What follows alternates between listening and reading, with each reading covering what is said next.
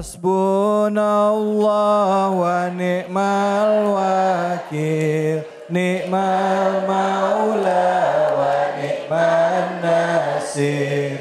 Hasbunallah wa ni'mal wakil. Ni'mal maula wa ni'man nasir. Hasbunallah wa ni'mal wakil. Ni'mal maula wa ni'man nasir.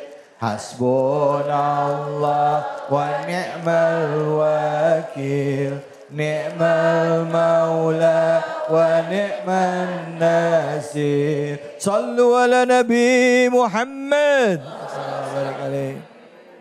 Bu, banyak nikmat Allah yang diberikan kepada kita. Pertanyaan terakhir tadi menggetarkan hati kita dan juga membuat kita berpikir. Apa tanda-tandanya Allah sayang dengan kita? Ternyata tanda-tandanya udah ada di sekitar kita. Ibu datang ke sini, dimudahkan langkahnya datang ke masjid untuk hadir di Cahaya Hati Indonesia. Juga bisa jadi salah satu tandanya Allah sayang dengan ibu. Betul apa betul? Kenapa? Karena bisa dengar guru-guru kita kasih kajian dan mengingatkan dalam kebaikan. Begitu juga dengan pemirsa di rumah. Baik, silakan ibu-ibu yang mau bertanya siapa? Angkat tangannya. Iya, silakan ibu. Mana? Yang mana? Ya. Bismillahirrahmanirrahim. Assalamualaikum warahmatullahi wabarakatuh. Waalaikumsalam warahmatullahi wabarakatuh. Ustadz izin bertanya, nama saya Sri Burhanuddin dari Majelis Taklim Raudatul Ummahat. Ya.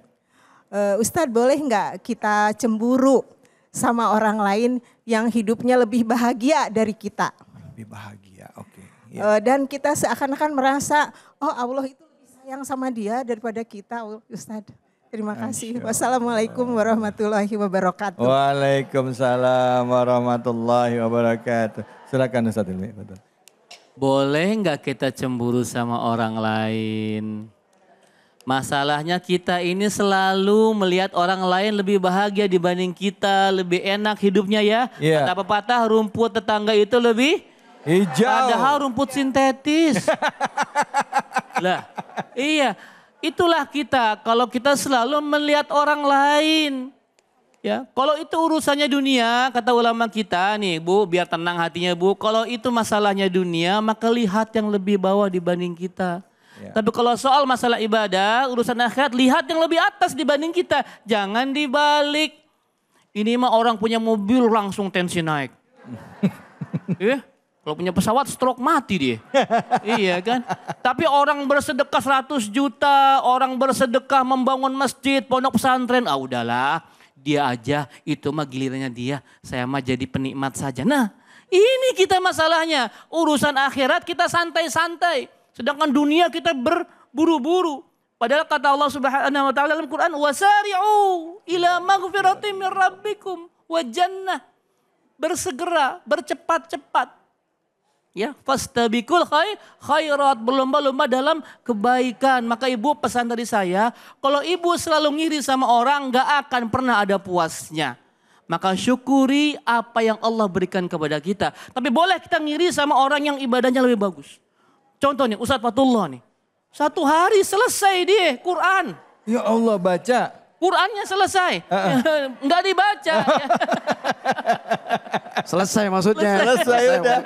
Selesai aja udah. Kalau ada urusannya akhirat, kita boleh cemburu. Ya Allah, ibu itu pernah tahajud gak pernah ketinggalan. Ya ibu boleh cemburu. Ya Allah, duhanya gak pernah lepas, boleh cemburu. Ya Allah, majlis taklimnya gak pernah absen, boleh cemburu. Sama hal yang sifatnya akhirat. Tapi kalau masalah dunia, mobil ganti, alhamdulillah turut seneng. Siapa tahu gue bisa nebeng, kan asik. Iya, punya rumah gede alhamdulillah, siapa tahu kita diundang syukuran di sana, begitu kan?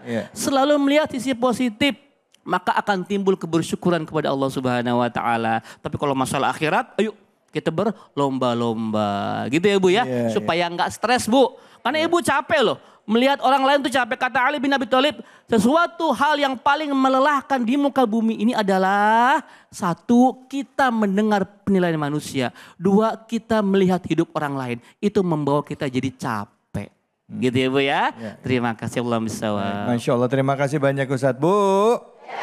Yang pertama adalah bikin hidup kita nggak bahagia adalah karena kita pertama melihat penilaian dari orang lain, mendengar penilaian dari orang lain, berharap penilaian dari orang lain. Yang kedua adalah tadi apa Ustadz? Melihat kebahagiaan dari orang lain. Ya. Jadi lihatlah ke diri kita sendiri ya Bu ya. Bu.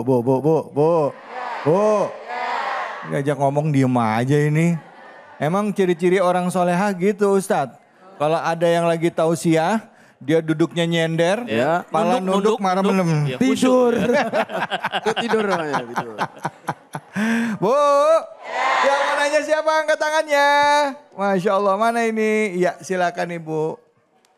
Mana Ibu? Iya ini dia.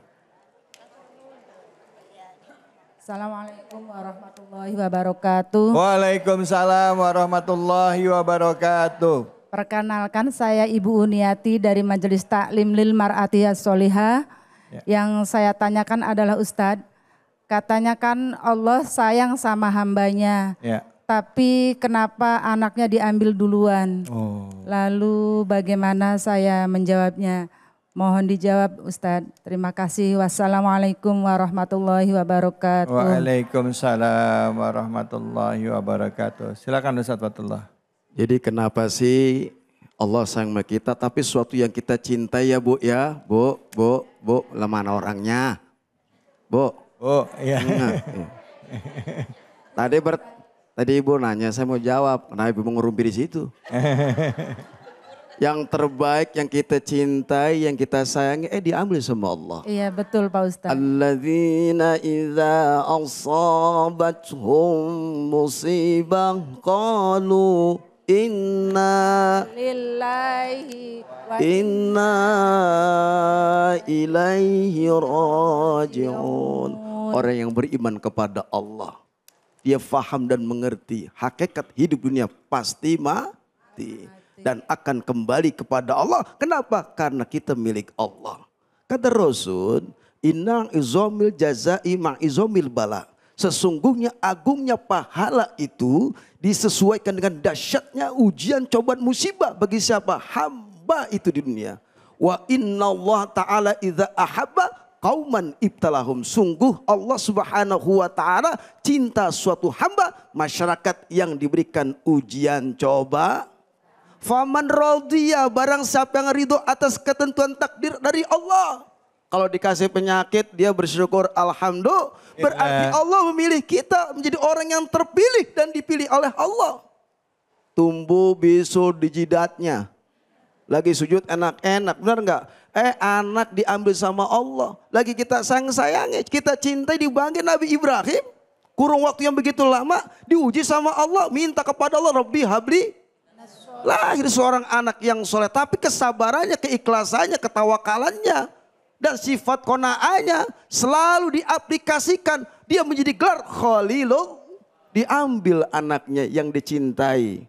Nah begitupun kehidupan. Faman radhiya, barang siapa yang ridho atas ketentuan takdir dari Allah. Dia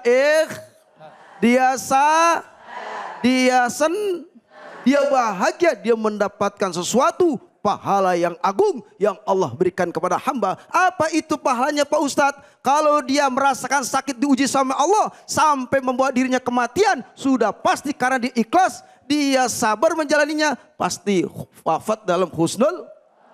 Tapi kebalik Bu, faman sakhito, barang siapa yang gerutu, marah, nggak terima, anaknya diambil sama Allah, suaminya dipanggil sama Allah, dia marah, gerutu, ember banting, bos. Wis, bro. Kucing lagi diam lagi makan ditendang. Bos, ya mentah. Ada di sini yang model kayak begitu. Lama mana orangnya? Makanya kata Bang Haji Roma Irama lagunya begini. Kalau sudah tiada baru terasa bahwa kehadirannya sungguh. Ternyata di sini banyak anak buah Bang Haji Roma Irama. Ya. Falahus sukhtu, kalau dia marah nggak terima atas ketentuan takdir dari Allah, maka Allah marah kepadanya. Nggak dapat yang namanya wafat dalam husnul khatimah, jadi wafat su'ul khatimah. Begitu. Masya Allah. Bu, udah terjawab ya Bu ya. Bu, jadi apa yang kita punya sekarang semuanya titipan ya. Dan ini pasti kita akan diuji sama Allah. Enggak ada yang punya kita. Suami anak jabatan rumah titipan. Semua titipan, meninggal enggak ada yang kita bawa. Ibu dikubur, suami mau ikut? Enggak mau, kawin lagi. Ya bener, begitu emang. Gitu emang, nebelin lagi. Astagfirullahaladzim. Ya baik, setelah ini kita akan mengaji bersama dengan guru kita Kiai Munawir Ngacir. Jadi jangan kemana-mana, tetap di sini. Cahaya Hati Indonesia.